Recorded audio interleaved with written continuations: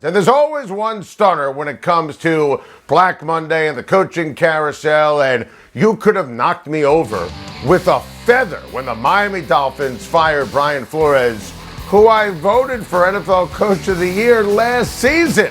Flores did a really good job with Miami, and the defense was great. They went 4-2 against the Patriots in Flores' 3 years, and Flores instantly becomes the hottest name on the market. How in the world does Chris Grier keep his job and Flores is out? The GM, Chris Grier, picked Tua over Herbert. He wasted the rest of that 2020 draft, and he had the bizarre yo-yo of trading down and trading up from 3 to 12 to 6 in the first round this past year, and he didn't draft a running back early or sign a running back or improve the line. These are all first guesses on time to shine. Not to mention, Deshaun Watson wants to play for Brian Flores. Also, I don't want to hear about a cantankerous personality for Brian Flores, okay? I mean, this is pro football. This is pro football. As Josh Gad, who was the voice of Olaf and Frozen, said, look, it's not about warm hugs. It's football. Unless Miami is the team that hires Jim Harbaugh, they cannot do any better than Brian Flores. Oh, and by the way, we could pour cold water on that because Stephen Ross, big Michigan booster, the owner of the team, says he's not going to bring Harbaugh to the NFL. Oh, good. So that's where hope goes to die. Getting rid of Tua, I could have seen that. And I like Tua. But this was just wrong on so many levels.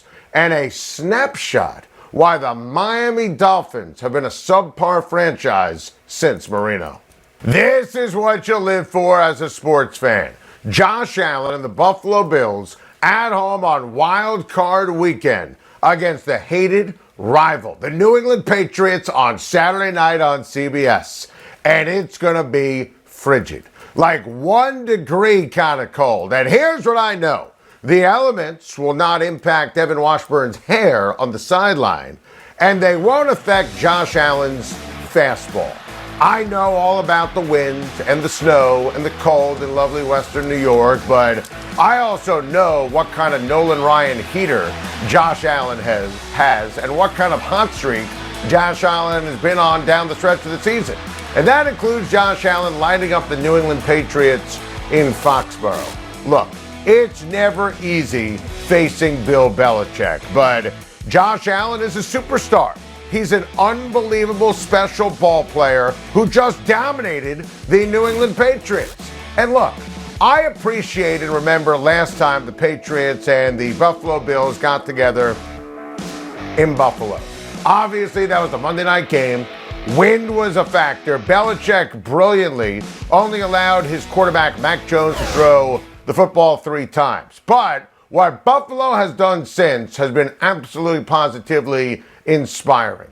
Josh Allen has been amazing. The receivers have been brilliant. And the big key in the difference, in my opinion, when we look at the Buffalo Bills, Devin Singletary has provided balance running the football. That helps in general. Specifically, it helps in the cold. Bills Mafia is going to be on fire for a Saturday night playoff game. Patriots hit the wall down the stretch, coinciding with Mac Jones looking like a rookie. The Bills are going to beat the Patriots. First step on the road to the Super Bowl. The verdict is in. Joe Judge is the worst. The Giants finally fired their awful head coach late yesterday, and they had no choice. Owner John Mara met the news media today and called this the lowest moment and most embarrassed he's ever been with the New York Football Giants. Well, it's good to know that John Mara's awake. He's also right. And think about the weight of that, considering the Giants haven't won a playoff game in 10 years. Judge lasted 2 years, after Pat Shurmur lasted 2 years, after Ben McAdoo lasted 2 years. You sense a pattern here? And Joe Judge was the worst, an overmatched fake tough guy, and we hit this and got this right from the jump. It was easy to spot. So many examples, from the Doug Peterson rant at the end of the season last year, to tennis balls on the players' hands, to, at the end of the day, trying to be like Belichick. But this year was sheer buffoonery. The team was dreadful. The 11-minute monologue after week 17 that the Giants have a great culture and they're not a clown show, and he ripped Ron Rivera and claimed that former players were texting him saying they wish they were still on the team. This was planet delusional material. When you ramble for 11 minutes that you aren't a clown show, you are King Bozo. And then there's this. The back-to-back QB sneaks. Second and third down. The victory formation against Washington with angry Giants fans and a half-empty stadium. It was a give-up, a surrender, tears of a clown. Now, Judge was absolutely horrendous, but so was Dave Gettleman, who, as you know, and we ranted on this, and this was the first guest, so we nailed it, should have never been hired in the first place. Dave Gettleman was a special kind of arrogant and ignorant. Look, you couldn't bring in a new general manager with Judge still there. You needed a clean sweep, something the Giants inexplicably have failed to do while rearranging the chairs on the Titanic. I think today's announcement was arguably the best day the Giants have had in a decade. Seriously. And honestly, the GM interview list for the Giants is great. And the Giants, at the end of the day, aren't going to hire anyone with Giants ties, which, to me, is everything that's been needed for a very long time. I love Joe Ortiz from the Ravens. Joe Ortiz is unreal, and he can bring in Wink Martindale. And Wink Martindale was the runner-up to Joe Judge. Joe Ortiz would be incredible. Joe Schein from the Bills interviewed today, and he's great, and he can bring in Brian Daboll. And I've known Quentin Harris forever. He's with the Arizona Cardinals, and he is an absolute gem. Plus, they have members of the Titans and Niners brass on the list. That's great. That's what you need. Look at the best organizations. Find the next guy. They need a clean sweep. The Giants need a reboot. They needed to join the football world. Nobody with Giants ties. Nobody Bill Belichick recommends. The Giants need to end the endless parade of clowns. I got a lot of stuff to get off my chest on a Wednesday, and Browns general manager Andrew Berry expects Baker Mayfield to be the Browns starting quarterback next season and bounce back. Oh, good. Baker Mayfield is not the Cleveland Browns quarterback of the future. And Andrew Berry knows that, but what was he going to say at his season-ending news conference? Baker stinks, he's alienated everyone in the building and the fans? No. Look, they picked up the option. I still think that Washington could have interest in trading for him. They will certainly bring in another quarterback, bare bones minimum, but make no mistake, Andrew Berry is a bright guy. He knows that he's got a win-now roster. Baker Mayfield, if he's the answer, I'd love to know the question. Got to get this off my chest. Finally, we did it. We got Matt Nagy off my TV screen. The Chicago Bears did the right thing, the only thing, by terminating Matt Nagy. He needed to go. He sucked the life out of the entire organization. I think the Bears coaching job, it's still Chicago, still a big market, great fan base, great city. Listen, I think that Matt Nagy torpedoed everything and made the Chicago Bears inept. But if you believe Justin Fields is a franchise quarterback, and I do, it's a great job. The key was you had to get rid of Ryan Pace, and they did.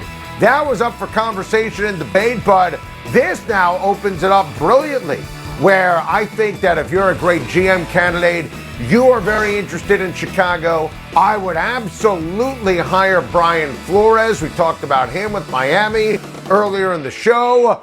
I still think the Chicago Bear job is a great one. Of course, you had the chairman, George McCaskey, talking to the press, and he admitted he doesn't know anything about football. He's just a fan. Not exactly what you wanted to hear from the man in charge, but I still think it's all about the Bears and a great opportunity. And I think there's a great opportunity to finally, after Ryan Pace from Glennon to Trubisky to picking Matt Nagy, he got everything wrong in Chicago. I gotta get this off my chest. 3 days later, I still can't believe Brandon Staley called a timeout at the end of that Raiders-Charger game. I can't believe it. It's third down. It's a tie game. It made absolutely positively no sense with 38 seconds to go. Finally, after the Chargers kicked the field goal, everyone's thinking about the tie. Everyone's thinking about the tie. But the minute he called that timeout, it changed the entire mentality, snapped everybody back to a reality of, whoa, you don't want to play ball? So now it's a Wednesday leading into the wild card weekend, and I don't get the luxury, and this is selfish here, of watching Justin Herbert in the postseason. Chargers outplayed the Chiefs all year. Chargers have Herbert. Chargers have stars galore. This was a complete and utter failure by Staley. Thinks he's the smartest guy in the room. That timeout cost the Chargers a spot in the postseason. It was all there for the tie. So the Raiders win the game. Raiders make the playoffs. I'm so happy for my guy, Derek Carr. And this is going to be Derek Carr's first start in the postseason. And I'm telling you right now, this Bengals-Raiders game is going to be highly competitive. The Raiders are supremely confident. They have lived down the stretch of the season a wonderfully charmed existence. They've been in a lot of close games. They've played their best when it matters the most. Carr, Renfro, Max Crosby, they've been excellent. To me, the big key, Josh Jacobs, healthy, running with authority. I think Cincinnati's going to win, but the Raiders have earned this. I'm so happy for Derek Carr and Raider Nation. Thank you for watching. Please like and subscribe, and don't forget to hit the bell for more videos.